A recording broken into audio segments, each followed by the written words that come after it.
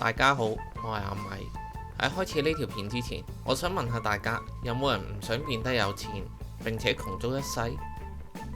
我相信嚟得我哋呢個頻道嘅話，都係想令自己增加財務知識，令自己嘅生活更好。但係所謂更好嘅生活，究竟係乜嘢？係唔係有更加好嘅消費，隨心可以買到名牌包包、精品模型？定係得到高質量嘅生活，住豪宅、揸跑車，定係可以一年去幾次旅行，增廣見聞？如果你都相信呢啲就係更加好嘅生活嘅話，並且開始用你嘅人工去追求呢啲事物，咁你就已經跌咗落精緻窮嘅財務陷阱之中。精緻窮係指雖然賺得唔多，但係並冇因此而放棄追求精緻。為咗自己嚮往嘅生活同中意嘅嘢而變窮，窮得明明白白，活得開心閃亮。因為上述嘅幾樣嘢，只會令你需要更加不斷努力去工作，先可以繼續享受。其實你只要搞清楚背後嘅原理，你就可以從精緻窮變到真正富有。我會喺呢條片講出其中嘅原因同埋方法。開始內容之前，麻煩你幫手點個 like， 等我更加有動力去製作呢類型嘅影片。睇完呢條片覺得好嘅話，記住 share 埋出去，等更加多嘅人知道變得富有其實唔係想象中咁難。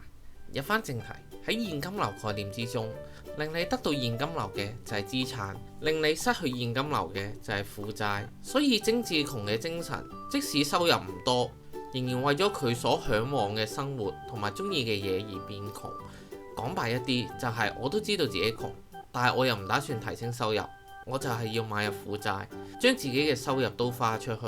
但係講真，呢啲所謂嘅精緻，究竟係唔係你真正想追求嘅事物？如果係精緻窮嘅人，可能好決斷咁認為呢啲就係佢想要嘅嘢。其實呢啲感覺好可能係源自於佢哋嘅直覺話俾佢哋聽，而唔係佢哋內心入面真正嘅想法。喺你身邊，甚至你自己，可能都會發生過以下嘅事情，就係返工做啲佢唔想做嘅嘢，就覺得生活唔如意、唔開心，想去旅行散心，跟住之後努力儲錢，儲夠旅費去旅行。去旅行嘅時候瘋狂打卡，等佢哋嘅朋友知道佢覺得有幾咁開心。到旅行完結啦，錢都使晒啦，之後重新返工，做啲佢唔想做嘅嘢，跟住又繼續生活得唔開心。你會發現呢一個其實係一個循環，呢個就係令精緻窮嘅人窮得一窮二白嘅根本原因。多數佢哋只係想透過精緻嘅外表話俾其他人聽，佢哋其實活得好開心。但係窮困嘅生活又會唔會真係好開心呢？其實人生在世，終極嘅目標並唔係物質需求，而係精神需求。我見過好多上述嘅朋友喺去完旅行之後，準備回程嘅時候，都會上 IG 出個 post， 話自己唔想離開佢旅遊嘅地方。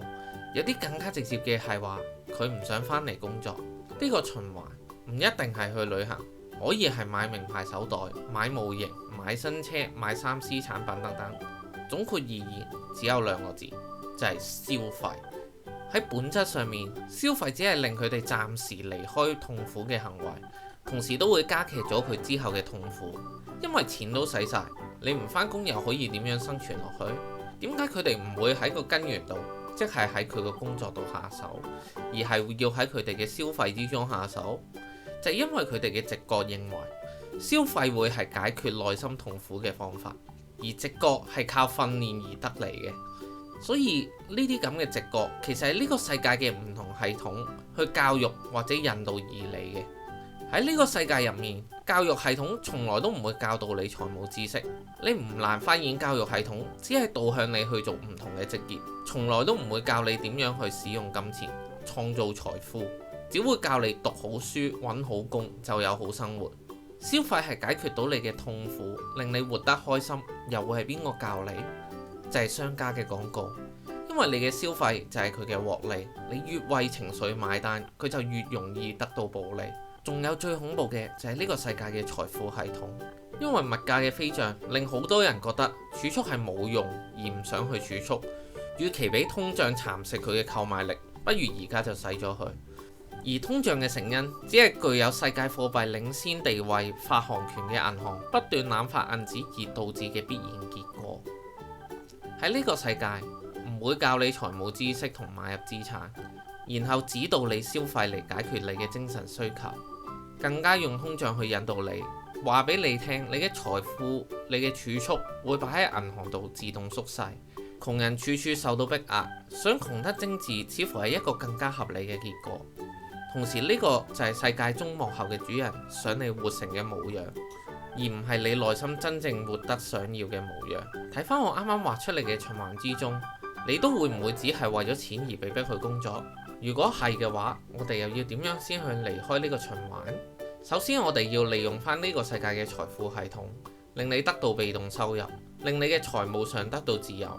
詳細要點樣使用呢個財富系統，要點樣去揾第一桶金等等，你都可以睇返我之前嘅影片，喺度我唔再詳述。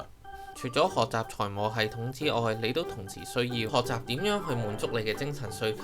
其實每個人嘅內心都有一個指引你道路嘅系統，例如多數嘅人都會係抗拒返工，因為佢嘅內心系統已經明確咁作出指示，話俾佢聽工作唔係佢想要嘅嘢。所以佢去消費玩樂嘅時候，令佢哋短暫咁離開咗嗰種環境，佢哋內心嘅系統就會停下對工作嘅警告，直至佢哋重新返工嘅時候，佢哋嘅內心系統又重新運作，但係都因為錢嘅問題，令佢哋不得不繼續唔想做嘅工作。同時呢個內心系統係唔能夠去改造或者毀滅，只要唔符合佢想要嘅嘢，佢都會產生抗拒嘅感覺。你應該要學習點樣去聆聽你內心對自己嘅說話，而唔係傳統教育之中教你要逆流而上，因為逆流本身就係對你內心系統嘅違背，即係違背你嘅精神需要。逆流而上並唔可以令你嘅內心得到真正嘅滿足。要聆聽自己內心真正嘅說話，話難唔難，話易唔易？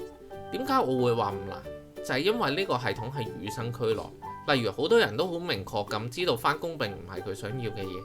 但點解我又話唔易？就係因為喺呢個世界上唔同嘅系統洗腦之下，令我哋漸漸失去咗聆聽自己內心嘅能力。相信追求物質嘅生活先係我哋嘅人生目標。我哋喺長時間被洗腦之下，會產生一種直覺去判斷事情，而唔係聽從我哋內心底層嘅系統對我哋嘅呼喚。咁樣講可能會令你有啲混亂。用翻我啱啱嘅循環做例子，明明個問題係做自己唔想做嘅工作，但係點解多數嘅人都會係去消費、去享受，叉完電繼續做唔想做嘅工作，而唔係最簡單嘅換工？就係你個內心即使大力咁呼喚你，你唔想要呢種工作，但係你嘅直覺又話俾你聽，只要消費就可以解決到呢個問題。如果真係解決到嘅話，又點會令你享受完之後個內心又繼續抗拒返工呢？就係個問題根本就冇解決過，而呢個就係多數嘅窮人都冇諗過嘅問題。喺消費之後，資金用盡，直覺又話俾你聽，你要靠呢份工先可以有收入。之後呢個世界嘅主人又可以再用財富系統去逼使你工作。咁要點先可以聽到自己內心嘅對話？簡單啲嘅方法就係去一個寧靜嘅地方，同自己嘅內心對話，不斷咁問自己問題。你嘅內心點都會有啲答案俾到你，但係可能都未必有明確嘅方向，因為你嘅直覺無可避免係會參與意見，令你混淆。你可以尋找一啲心靈導向嘅資料或者書籍，去強化尋找自己內心方向嘅能力。同時你要定時定候咁去做，先會有成效。因為你要對抗嘅係長期以嚟世界對你嘅教育而產生嘅直覺。除此之外，有時你嘅內心都未必俾到即時嘅方向你，要靠一啲經驗同埋事件，先會令你嘅內心產生到個想法，再俾一個明確嘅方向你。好多人都係不斷工作同消費嘅循環中游走，冇遇到新嘅人同事，所以佢哋係唔會知道自己真正想做乜。真正嘅富有，得到財務自由，係你解除世界財務系統對你嘅束縛，做你內心真正想做嘅事，滿足你嘅精神需要，並唔一定需要極表面嘅物質去同其他人比較。我試過引導過幾個朋友，問佢哋內心真正想做嘅嘢，其實人人都唔同。有人想開餐廳，有人想教跳舞，想揸車，想畫畫，想做老師等等。但係佢哋都為咗生計而冇去追隨佢哋理想嘅工作，反而係繼續而家嘅工作。其實每個人嘅內心真正想做嘅工作都唔同，並唔係傳統教育之中盲目追求高薪嘅工作。只要順從你內心真正嘅意願，你就唔會覺得工作係一種苦差，甚至可以喺你嘅工作得到更大嘅成就、滿足感，甚至係財富。以我自己為例，喺我哋嘅成長過程之中，家庭都唔和睦，父母經常嗌交。我哋知道我哋嘅未來並唔係想要呢種生活，所以內心知道喺未來需要成立一個相處和諧嘅家庭。父母嗌交嘅原因有70%以上都係同金錢有關，所以我哋知道我哋要學習點樣去處理金錢，而唔係讀好書揾好工。喺學習嘅過程之中，會有唔同嘅指示俾我哋去做下一樣嘅事，直至我依家已經搬咗出嚟住，開始成家，已經有掌控金錢嘅能力。所以基本上我哋已經達到咗我哋小時候想要嘅生活，但係呢一個並唔係我哋嘅終點，因為我哋係尋找呢種生活嘅時候，發現要達到呢啲嘅生活並冇想象中咁難，想將我哋嘅知識同埋經驗推廣出去。所以最後就產生咗呢一個頻道，希望更加多嘅人可以同我哋一樣離開財務嘅死循環，做自己想做嘅嘢，咁樣你嘅人生先會得到真正嘅滿足。我衷心祝福每一個將呢條片睇到最後嘅人，希望你最後都可以脫離財務系統對你嘅限制，得到你真正想要嘅人生。如果呢條片幫助到你嘅話，麻煩你喺下面幫我點個讚，令我哋有更加多嘅動力去製作影片，幫助更多嘅人。你可以分享埋呢條片出去，等更加多嘅人學到呢方面嘅知識。最後，如果你想持續接受關於財務自由嘅免費資訊，記住訂閱埋我哋嘅頻道啊！如果有任何問題或者建議俾我哋嘅話，都可以喺底下留言，我哋會回答你嘅所有問題。我哋下一條影片再見啦，拜拜。